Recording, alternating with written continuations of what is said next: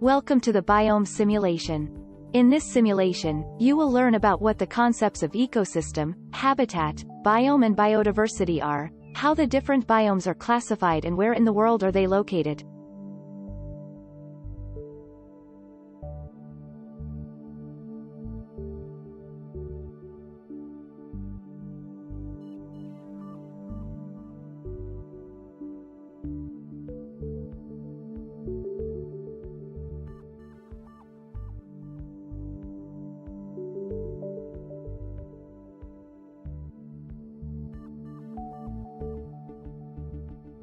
This simulation uses voiceovers. If you don't have audio, click the speaker symbol in the top right corner of your lab pad to switch the play mode. If you disable the sound effects, the lab pad will pop up whenever there are instructions to read. Select the audio setup you prefer. To mute individual audio options, simply select them.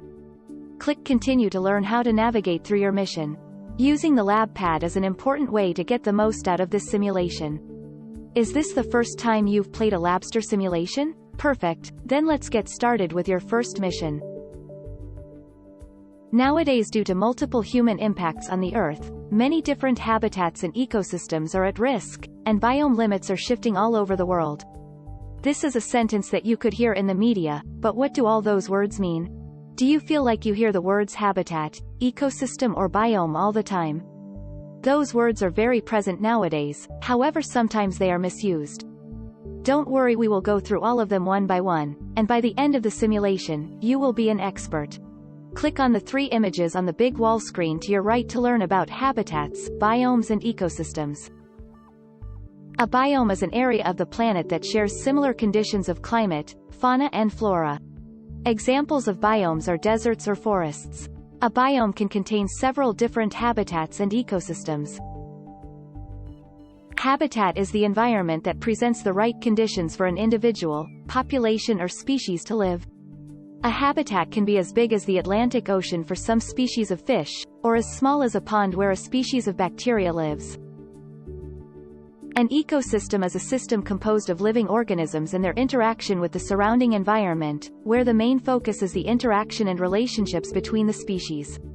An example of an ecosystem would be the ecosystem present in the Great Barrier Reef. Now you should know what those 3 terms refer to. Let's see if you know some of the key differences. What is the main difference between a biome and an ecosystem? Spot on. Let us briefly summarize. A biome is a vast region of the planet that shares similar conditions. A biome can contain many different ecosystems, such as the marine biome, which contains the Great Barrier Reef ecosystem. Regarding living organisms, what is the most distinctive characteristic of a habitat? Yes, absolutely. Habitats refer to just one species or individual. They can be very big or very small, and it does not focus much on the interaction with other species. Look at the new image shown on the big wall screen to your right. This is the perfect moment to start talking about biodiversity and what it means. Click on the big wall screen to your right to learn about biodiversity. Biodiversity can be defined as the diversity of forms of life. It is important to remark that biodiversity and the number of species are not equivalent terms. Biodiversity includes the number of species, but also the diversity within species and ecological diversity. If you want to learn about how to sample for biodiversity, consider playing the biodiversity simulation afterward. Different biomes and ecosystems have different intrinsic levels of biodiversity, and there are several different methods to measure it. Why do different biomes have different average levels of biodiversity? Exactly. Biodiversity depends on several conditions, and those conditions can be very different depending on the biome. Consequently, the conditions in some biomes make them more suitable for containing higher biodiversity. Okay, you've got the basics. We can start learning about the different biomes in the world. On the small screen to your left you will find the 6 basic biomes on Earth that we are going to recreate. Note that those are just the very basic ones. Different specialists have proposed other more specific classifications. Let's get started. Try clicking the desert on the small screen to your left to build your first biome. Okay, let's start with the desert. On the control panel, you can see the different parameters that you can modify for your biome. When you choose any of these parameters, a visual representation will appear on top of the terrain model. Use what you already know to build the first biome and press the confirm button on the console when you think you got it right. Don't worry if you are not sure about all the parameters, I am here to help you. If you set something that's not exactly right, I will give you a hand. Note that the biodiversity field in the console is inactive. No worries, we will get back at it.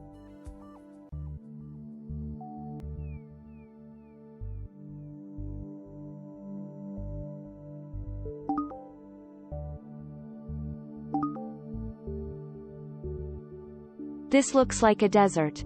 The main characteristic of a desert is a very low rainfall throughout the year. On top of that, the grains in the soil are mostly sand, so the water passes through very easily and is not retained in the soil. There are hot deserts like the Sahara, but have you ever heard about cold deserts, like the Gobi? There, temperatures in winter can reach the astonishing -40 degrees Celsius. The conditions found in deserts are harsh. The low rainfall and extreme temperatures can make life difficult. Looking at the final biome, do you think there will be a high or low biodiversity? Choose the level of diversity in the middle screen of the control panel. Then, press confirm. Exactly. The biodiversity in the desert is normally very low. Since the conditions for life are very harsh, not that many species can survive in them. Very good job with the desert. The map on the big wall screen to your right shows where in the world deserts are located. You can see the areas of the world where you can find deserts by looking at the map and legend. Try and click any other biome on the small screen to your left to start building it. You have chosen to create a freshwater biome. Here is your basic environment to start working with. As you can see, water is the main characteristic of it. Let's start building our freshwater biome. Adjust all the parameters to make your biome look like the one you selected, and then press the confirm button. If the answer is not correct, I will give you a hint.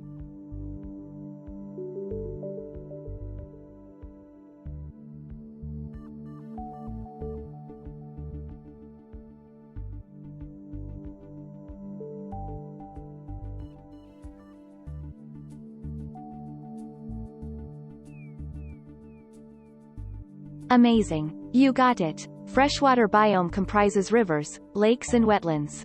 Its main characteristics are that it's an aquatic environment and that the salinity of the water is lower than 1 gram per liter.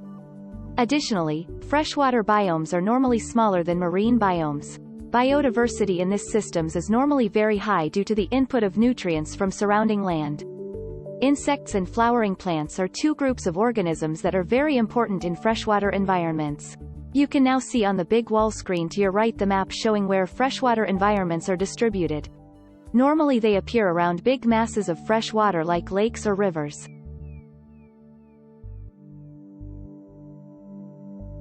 Try and click any other biome on the small screen to your left to start building it. Tundra, cool environment. One of the main characteristics of this environment is that it contains a layer of frozen soil, called permafrost. Let's start building. Adjust all the parameters to make your biome look like the one you selected, and then press the confirm button. If the answer is not correct, I will give you a hint.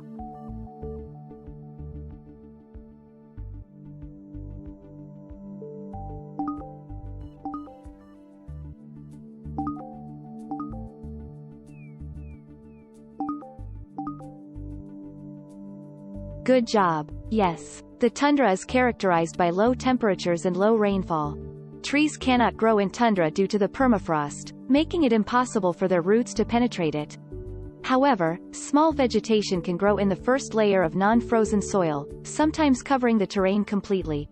Looking at the entire biome and knowing that conditions in the tundra are very harsh with very little rainfall and very cold temperatures, how large do you think the biodiversity will be here?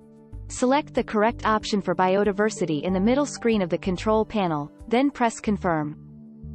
Very good job. Yes, conditions in the tundra are very harsh with very little rainfall and very cold temperatures.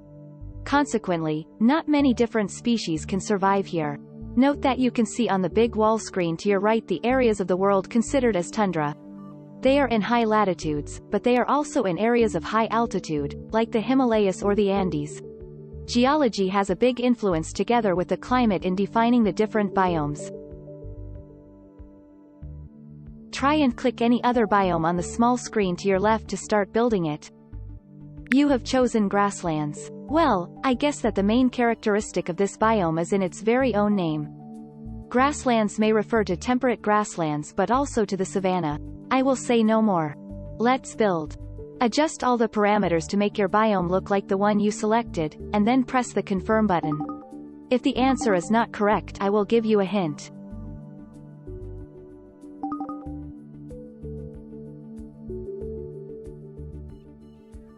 If I tell you that seasonality is something very relevant for grasslands, would that help to choose the right option for temperature?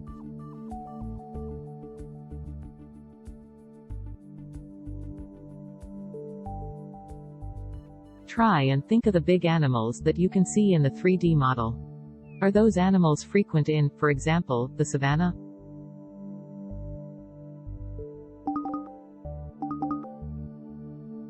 I guess that the presence of big vegetation, such as trees, is maybe not as important, otherwise, it would be called treelands, wouldn't it? I am so funny, haha.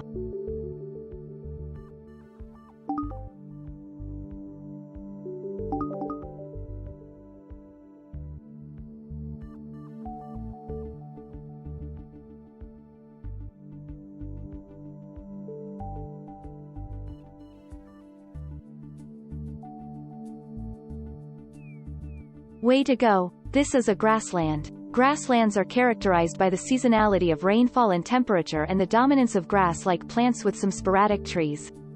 Within the grasslands biome we can find the savanna and temperate grassland, which includes the steppes. Savannas have higher temperatures throughout the year compared to temperate grasslands, however, the vegetation is very similar, formed basically by grasses. After looking at the entire biome we just built, do you think that the biodiversity of grasslands will be high or low? Select the correct option for biodiversity in the middle screen of the control panel, then press confirm. Exactly. Good job. Biodiversity in grasslands is normally very high. Grasslands create a large number of habitats for many different species, and that means that the biodiversity is normally high. If you look at the map on the big wall screen on your right, you can see the distribution of the grasslands in the world. Grasslands can be classified into two groups. The parts that are closer to the equator are the savannas, while the ones that are in temperate latitudes are the temperate grasslands. Try and click any other biome on the small screen to your left to start building it. Okay, let's start creating the forest. Keep in mind that there are many types of forests. Let's start building one. Adjust all the parameters to make your biome look like the one you selected, and then press the confirm button. If the answer is not correct, I will give you a hint. Temperature is a tricky one. The forest biome includes tropical forest but also the taiga, or boreal forest. Are those temperatures similar?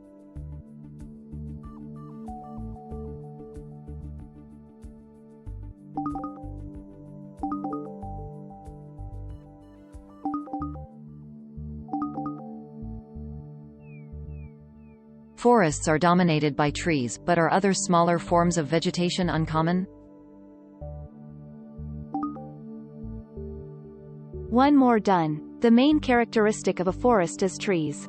However, forests as a biome are very diverse. They include tropical, temperate and boreal forests, each of them with very different conditions.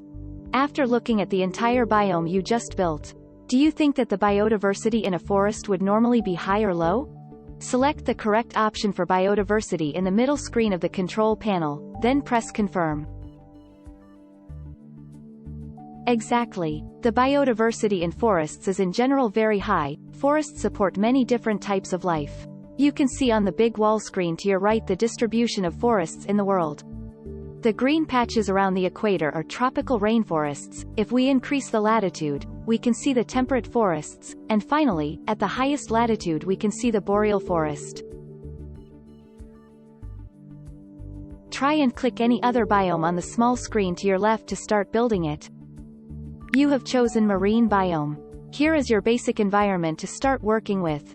As you can imagine, the main characteristic of a marine biome is, yes, water. Be careful not to spill on the floor, my arms are too short to mop it up. Let's start building. Adjust all the parameters to make your biome look like the one you selected, and then press the confirm button. If the answer is not correct, I will give you a hint.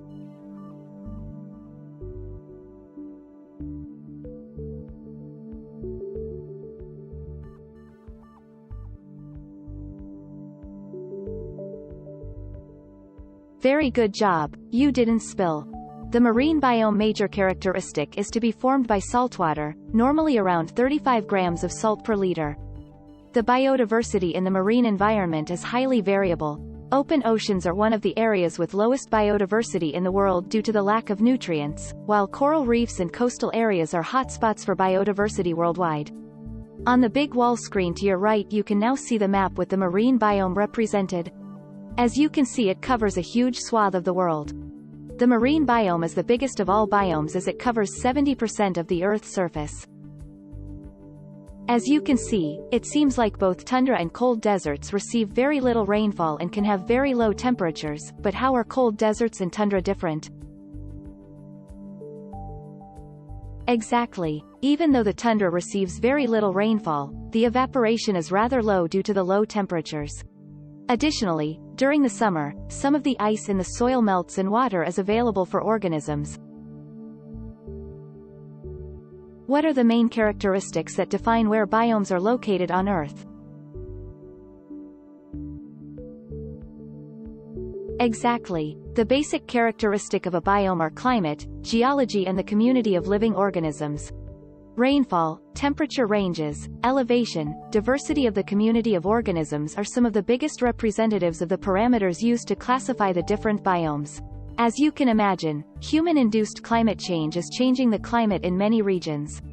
This, together with for example deforestation, is transforming some biomes into others. The borders between different biomes are shifting nowadays way faster than any time in the past due to human actions. What today is a forest or grassland could easily turn into a desert if the appropriate measures for preservation and respect for nature are not applied. Let me ask you one last question. Do you feel like you gained relevant knowledge during this simulation? Thank you for your feedback. Your score has been saved together with your 100% progress. Congratulations, you have completed the simulation. We hope you enjoyed it and you feel wiser now.